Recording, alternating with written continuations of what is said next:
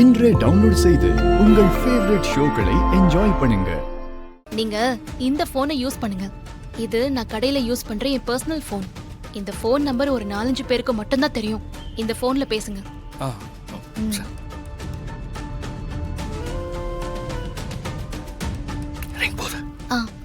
எப்படி சூடோ? யார் இது? புது நம்பரா இருக்கு. ஹலோ, யார் பேசுறது? ஹலோ, உனக்கு என் பேரு முக்கியம் இல்லே. நான் சொல்ல போற விஷயத்தை முக்கியமா கேளு. வாய்ஸ் மாத்தி தான் இது பேசுறேன். உன் லைஃப் சம்பந்தப்பட்ட மேட்டர். அதனாலே கவனமா கேளு. லைஃப் மேட்டரா? ஆமா, உன்னோட கல்யாண மேட்டரு. சரி சொல்லுங்க, என்ன விஷயம்?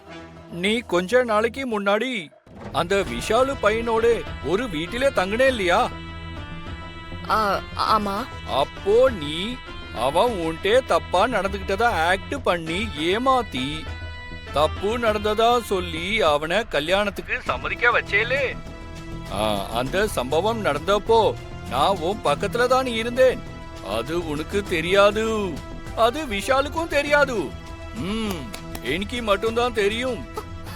ஏய், என்ன சொல்ற? யார் நீ? ஏய், அதெல்லாம் இருக்கட்டும்.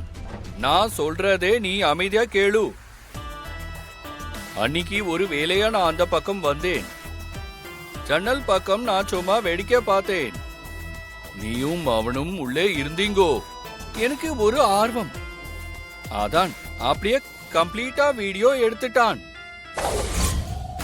நீ பண்ண கோல்மால் எல்லாம், விஷால் கிட்ட போட்ட டிராமா எல்லாத்தையும் ரெக்கார்ட் பண்ணிட்டான். அந்த வீடியோ இப்போ என் போன்ல இருக்கு. எப்படி சௌகரியம்? என்ன சொல்ற நீ? இதோ பாரு, என்கிட்டே இந்த டிராமா எல்லாம் வேண்டாம்.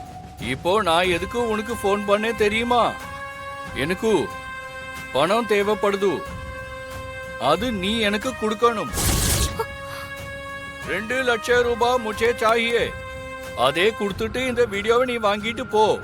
நீ மாட்டேன்னு சொன்னா இந்த வீடியோவே அந்த விஷால் கிட்டையும் அந்த சுபத்ரா அம்மாட்டையும் காட்டி 2 லட்சத்தை வாங்கி நான் பஞ்சாபுக்கு கிளம்பி ஓடி போயிடுவான். இனா ஓகேவா? அந்த 2 லட்சத்தை எடுத்துட்டு நான் சொல்ற இடத்துக்கு வரணும். என்ன டீலா? ஏய், இந்த மாதிரி ஏமாத்துற வேலையெல்லாம் வேற யார்கிட்டயாவது வச்சுக்கோ, இடியட். ஏய் ஏய், என்ன ஓகேயா? போனை கட் பண்ணிட்டா. நம்ம கதையை நம்பல அவ. ஐயோ, சொதப்பிடுச்சே. அக்கா, அவ நம்பலக்கா. ஏய் இரு, இல்ல அமைதியா இருங்க. அதெல்லாம் ஒண்ணும் இல்ல. எனக்கு தெரிஞ்சு அவ வெளிய வீராப்பா காட்டிக்கிறா, ஆனா உள்ளுக்குள்ள செம்ம டென்ஷனா தான் இருப்பா. அப்படியா? ஆமா ராகவ், நாம கொஞ்ச நேரம் வெயிட் பண்ணுவோம். அவளே கால் பண்ணுவா.